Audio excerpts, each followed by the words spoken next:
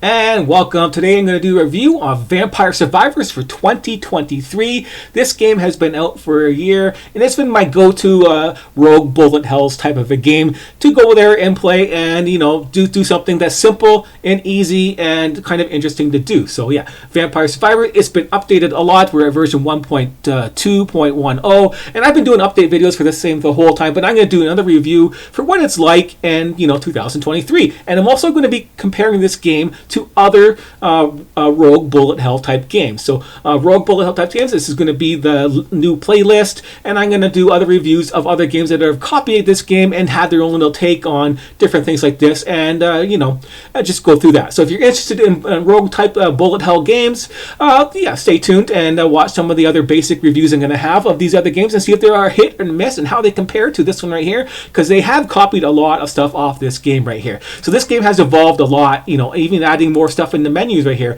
It used to be just like 3 options. Now there's a whole bunch. This game has like a whole different tabs right here for secrets. There's not much right here for your secrets, but yeah, there's a whole casting spell list, and that's the secrets. You can open up this, and you can start typing stuff in, and that's the secrets codes right there, and then you're good to go type thing. It even has that. You can type it in like that too. So there's lots of ways to type it in, but yeah, you get a whole list of secrets you can think to unlock stuff right there, and for your collections, it has like a whole bunch of things to collect. That's all the weapons and accessories and stuff like that which you can evolve on this game. And yeah, this is basically a bullet hell where you don't have any control. So if you go to the options, there's no options to pick your controls in here.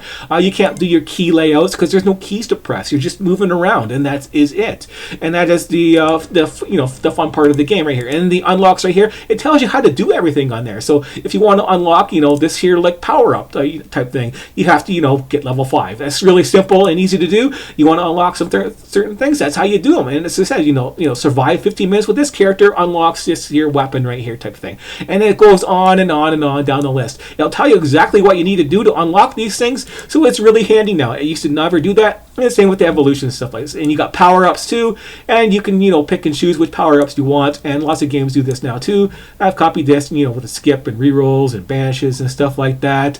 And then weapon evolutions. So we have to see that weapon evolution. But yeah, it started off with just a couple characters, and now there's a whole ton. It used to be like 12 characters at the start, and then now you can unlock a whole bunch of characters right here, as you can see, and lots of different varieties, and they all have different special effects.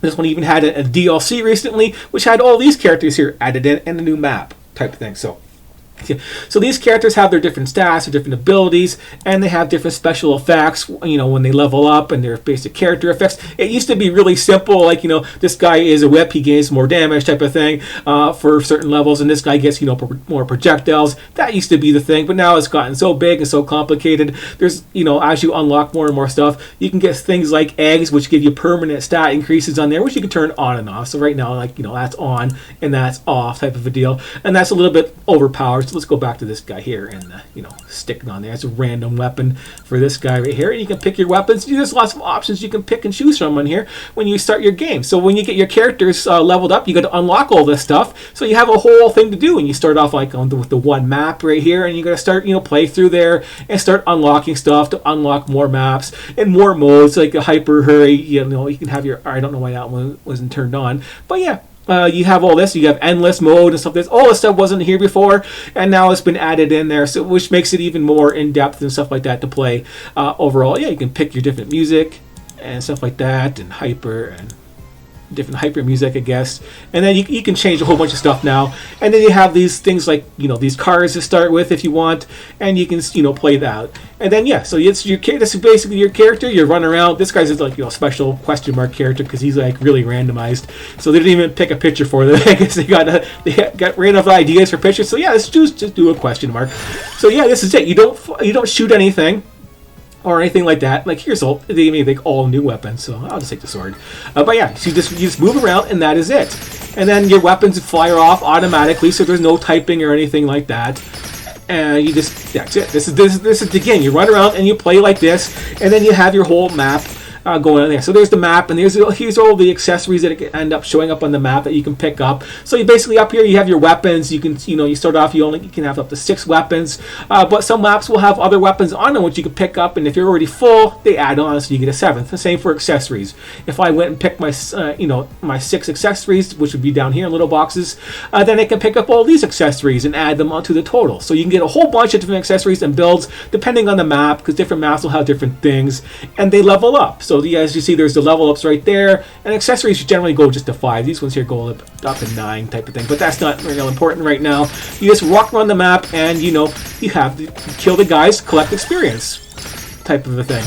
So they keep coming and coming and stuff like that, and you just basically have to survive, collect experience, level up your skills, and your weapons will evolve and stuff like that too, depending on which accessories you get and things like that. So let's go over that right now. It has a Gilmore right now, which is pretty handy. It shows you all the weapon evolution. So if you're first starting the game and you got that whip and you want to be stronger and you want to do stuff, you got to get that heart accessory, which is more hit points, and then you get this one right here, which heals you when you do damage. So that's a really handy weapon to have at the start, but of course it's not going to be the best later on. But yeah, some of them are really good. Some of them are going to be obsolete after you've tried them out and got other things unlocked.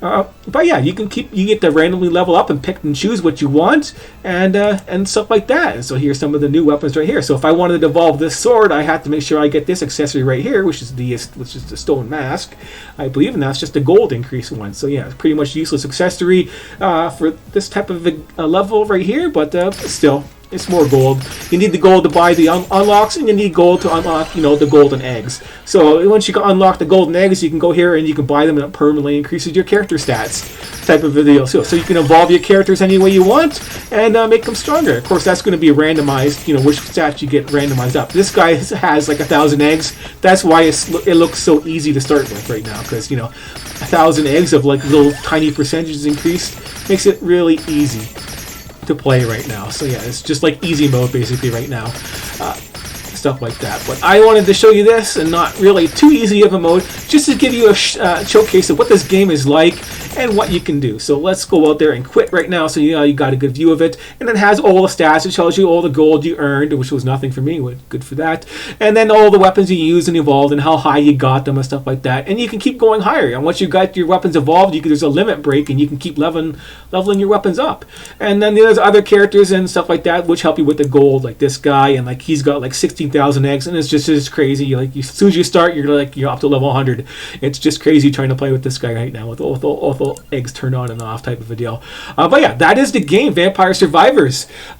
If you're interested in any type of rogue bullet hell type of games, this one here is basically the go-to. And as I said before at the start of the video, this is the one I'm going to be comparing the other bullet hell rogue type games that I'm going to be reviewing in this playlist. And this is going to be the start, because it's the most important one to me at the moment for playability and ease of access, because it was really cheap to get. It's really simple, and it has lots of different things that you can keep doing and it's not complicated. It's just easy moving around, and then you gotta try and dodge and survive the maps and unlock all the stuff. So it's just the fun part of this game is just getting all the unlocks and doing the things you need to do to unlock all the secrets and getting all the characters and all the maps done. And there is a last boss and some boss rounds type thing to do. And at the end of these rounds, they last 30 minutes in general.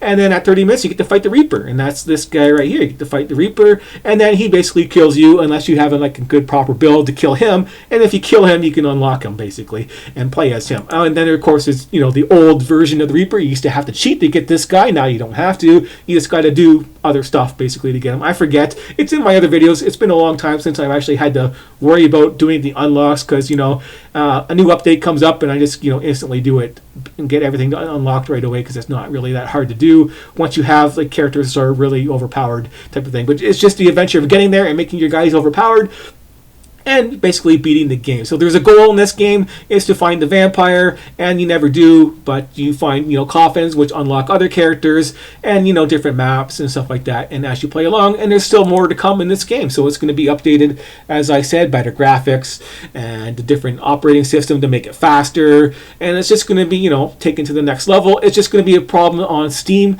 They said it's going to take them a long time to get that switch over happening versus the other platforms this game is on. on. So yeah, too bad for Steam, too bad for me. Gonna have to wait a little bit longer for the next evolution of this game. But yeah, thanks for watching Vampire Survivors Update review for 2023, and I think I'm gonna give this game like a 7 out of 10 overall type of games, as an overall general type of a thing. 5 out of 10 is good for me for playability. If it's 5 out of 10, that means it's worth my time playing it. If it's lower, it's not really worth my time to play it. It's like, something else to do, just so you know what my rating system is. Nothing's going to get a 10 out of 10 because there's not going to be a perfect game out there, type of a thing. And then of course this is just a simple basic game where there's no real strategy to it. It's just kind of a half strategy type thing to do, but it's still interesting to play, and it's simple. It's not like a huge role-playing type of a game that has complex things in there. It is basically your basic bullet hell type of a game right there, where everything happens automatically and your stuff like that, and you play your characters, play your maps, and stuff like that, and that is it. Yeah, so this is how you basically start with no eggs. You run around this slow, you got a whip, and then you have to go from there and play and progress like that. Yeah, so you gotta turn the direction you want to go, and things like that, and then pick your weapons and accessories wisely, and then you get the right things to evolve. Yeah. Try this new weapon out. Kind of weird weapon.